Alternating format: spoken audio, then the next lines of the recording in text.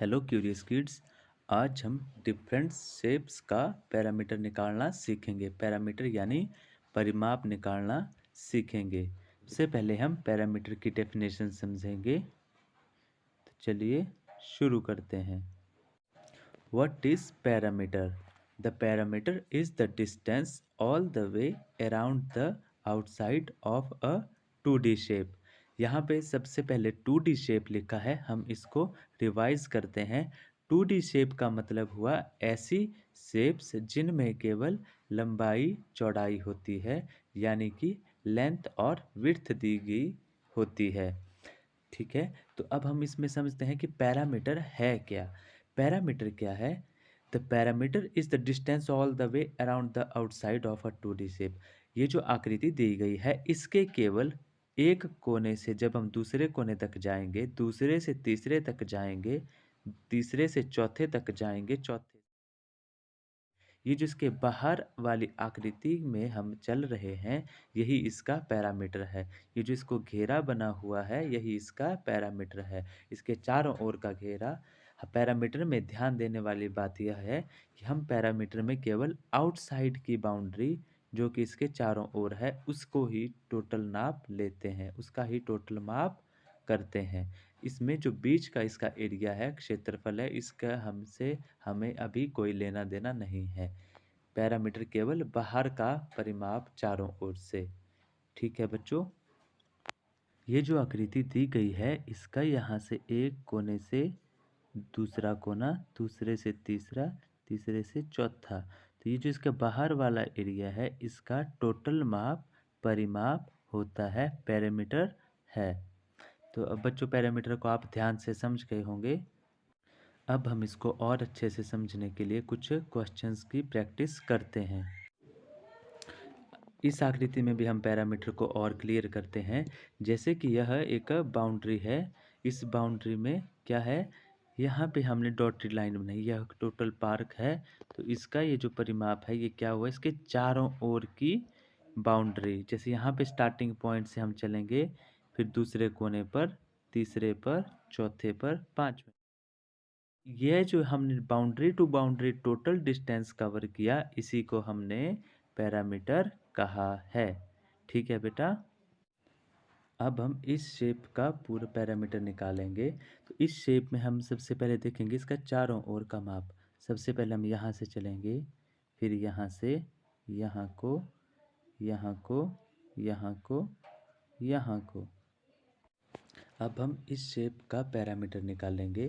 तो हम सबसे पहले शुरू करते हैं। अब हम इसका काउंट करना शुरू करते हैं। देखो, इसके चारों ओर का घेरा सबसे पहले 2 centimetre, 7 centimetre, 5 centimetre, 4 centimetre, 7 centimetre, 11 centimetre. यह इसके चारों ओर का घेरा हुआ। ठीक है, जैसा हमने इसकी डेफिनेशन में पढ़ा था। अब हम इस टोटल को कैसे कर सकते हैं? अगर हम इन सब को जमा करेंगे तो हमारा टोटल डिस्टेंस आ जाएगा। तो चलिए इस करके देखते हैं। 2 centimetre plus 7 plus 5 plus 4 plus 7 plus 11। इसको एक बार ढंग से लिख लेते हैं, प्लस 11। ठीक है, अब हम इसको टोटल को प्लस कर लेते हैं। 7 plus 2 9, 9 plus 5 14, 14 plus 4 18, 18 plus 7 25, 25 plus 11 36। तो इसका टोटल जो पैरामीटर है वो 36 सेंटीमीटर आ गया। आई होप अब आपको समझ आ गया होगा। अगर किसी को कोई दिक्कत होगी तो वह मुझे बता सकता है।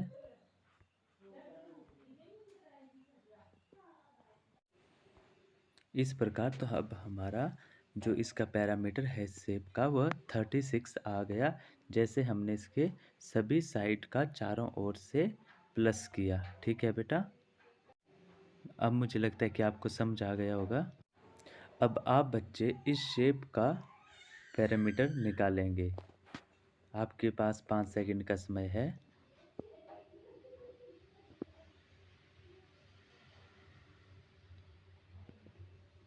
Very good. इस शेप में हम, वेरी गुड, इस शेप में हम क्या करेंगे, तो पहले हम इसमें क्या करेंगे, 8 प्लस 6 प्लस 6 प्लस 4, इस टोटल को, ये जो इसके चारों ओर का माप है, हमने इसको ऐड किया तो ये कितना हो गया, 8 plus 6 14, 14 plus 6 20, 20 plus 4 24 centimetre. I hope अब आपको समझ आ गया होगा। इस शेप का जो हमारे पास सब पैरामीटर आया है वह आया, इस शेप का पैरामीटर 8 प्लस 6 प्लस 4 प्लस 6। तो जब हमने 8 प्लस 6 14, 14 प्लस 6 20, 20 प्लस 4 24, तो इस प्रकार से इस शेप का हमने पैरामीटर निकाला। अब बच्चे इस शेप का आप जल्दी से पैरामीटर निकाल के बताएंगे। ठीक है, आपके पास 10 सेकंड का समय है, शाबाश।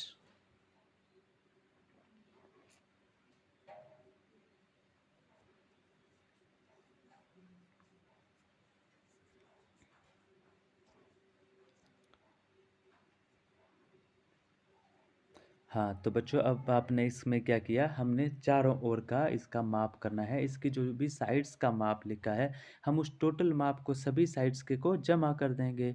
हाँ, तो सबसे पहले हमने क्या किया, 10 plus 7 plus 6 plus 2 plus 4 plus 9, तो कितना आ गया हमारे पास। तो बच्चों इस शेप का हमारे पास पैरामीटर आ गया 9 plus 10 19, 19 plus 7 26, 26 plus 6 32, 32 plus 2 34, 34 plus 4 38 centimetre. तो टोटल पैरामीटर इस शेप का हमारे पास आया 38 सेंटीमीटर। जिस जिसका जवाब 38 सेंटीमीटर आया है उन सब का आंसर ठीक है। अब हम इस इमेज से पैरामीटर ऑफ अ रेक्टेंगल समझेंगे। रेक्टेंगल मीन्स आयत। तो आयत में क्या होता है बेटा, आमने सामने की भुजाएं बराबर होती हैं। इस जो आमने सामने इसकी साइड्स हैं वह बराबर हैं, चाहे वो लेफ्ट ऊपर से नीचे देख लो, चाहे दाएं से बाएं देख लो। तो अगर जितना माप ऊपर वाले का है उतना ही नीचे वाले का, जितना दाएं वाले का है, जितना लेफ्ट साइड का उतना ही राइट साइड का, जितना अप वाली साइड का है उतना ही डाउन वाली साइड का है। तो अब हम इसको क्या करेंगे, जैसे हम इसका पैरामीटर निकालेंगे तो ऊपर इसकी एक लेंथ है, इसको जमा करेंगे, प्लस सामने वाली length plus B plus B, B means breadth या विड्थ के लिए यहाँ पे इस्तेमाल किया गया है। तो अब क्या हो गया, हमारे पास दो एल जमा हो रहे हैं, दो लंबाइयाँ जमा हो रही हैं, दो लेंथ जमा हो रही हैं और दो ब्रेथ जमा हो रही हैं, दो चौड़ाइयाँ जमा हो रही हैं। तो अब इज इक्वल टू हमारे पास क्या आ गया, 2L। मतलब अब हम 4 प्लस 4 करें या 4 टू ज़ा 8 करें, ठीक है, वो बात एक ही होती है। 4 प्लस 4 8, 4 टू ज़ा 8, तो उसी तरह से L प्लस L को जमा करें या 2L लिखें, वह एक ही बात है। तब हम यहाँ पे 2L एक साथ आ रहे हैं, 2L एक साथ आए और 2 भी एक साथ आए, तब हमने इसको लिख लिया 2L प्लस 2B। ठीक है, अब यहाँ पे हम जब दोनों को साथ में देख रहे हैं तब आ रहा है 2 दोनों में कॉमन है, तब हमने 2 को बाहर रखा और ब्रैकेट के अंदर L प्लस बी लिखा। ठीक है, और यही हमारा formula parameter of a rectangle के लिए बनकर तैयार है। तो अब आप सब समझ गए होंगे कि हमने रेक्टेंगल का डायरेक्टली फॉर्मूला लगाकर पैरामीटर कैसे निकालना है। जैसे अब हम इस शेप को देखते हैं, यह हमारा एक प्रैक्टिस है रेक्टेंगल का पैरामीटर निकालने के लिए। तो अब आप हम देख रहे हैं कि इसमें आमने सामने की भुजाएं बराबर हैं। ठीक है, तो मतलब यह शेप रेक्टेंगल है। ठीक है, लेंथ ब्रेथ इसमें है, तब हम इसमें फॉर्मूला लगाएंगे और उसका माप भरकर इसका पैरामीटर निकाल लेंगे। तो सब बच्चे जल्दी से करेंगे। अब हम इस शेप में, जैसे हम सबसे पहले इसका फॉर्मूला लिखेंगे, parameter of rectangle 2 into L plus B is equal to 2 into L, length की जगह हम लेंथ की वैल्यू भर देंगे जो कि है 8 प्लस बी, बी ब्रेथ की जगह हम बी की वैल्यू भर देंगे जो कि है 5 5। 8 प्लस 5, नेक्स्ट स्टेप में हम एक एक छोटा छोटा सॉल्व करते चलेंगे। 8 प्लस 5 13, तब हम इज इक्वल टू 2 जैसा पहले शेष रहा हुआ था हम उसको वैसा ही लिखेंगे इन ब्रैकेट 13। ठीक है, अब हमने 8 प्लस 5 को नेक्स्ट स्टेप में ऐड करके लिख दिया। अब हमारे पास बचा 2 × 13 इज इक्वल टू 13 2 × 26। तो टोटल हमारा पैरामीटर इस शेप का 26 सेंटीमीटर आ गया। तो बच्चों सबको समझ आया। अब हम पैरामीटर ऑफ स्क्वायर करेंगे। Parameter of square, since square has all sides equal. ठीक है, जैसा हम सभी को पता है स्क्वायर वह होता है जिसके सभी साइड्स पर इक्वल होती हैं, यानी कि चारों ओर की भुजाएं बराबर होती हैं और ऑल एंगल्स 90 डिग्री के होते हैं। तो यहाँ पे ध्यान देने वाली बात है कि इसके चारों साइड्स बराबर हैं। जैसे रेक्टेंगल में आमने सामने की बराबर आ रही थी, इसमें ऑल 4 साइड्स आर इक्वल। तो इसका पैरामीटर क्या हो जाएगा? ए plus A plus A plus A. Total A हमारे पास कितने हैं? 1 2 3 4। तो इसका फॉर्मूला क्या बन गया? Parameter of a square is equal to 4a।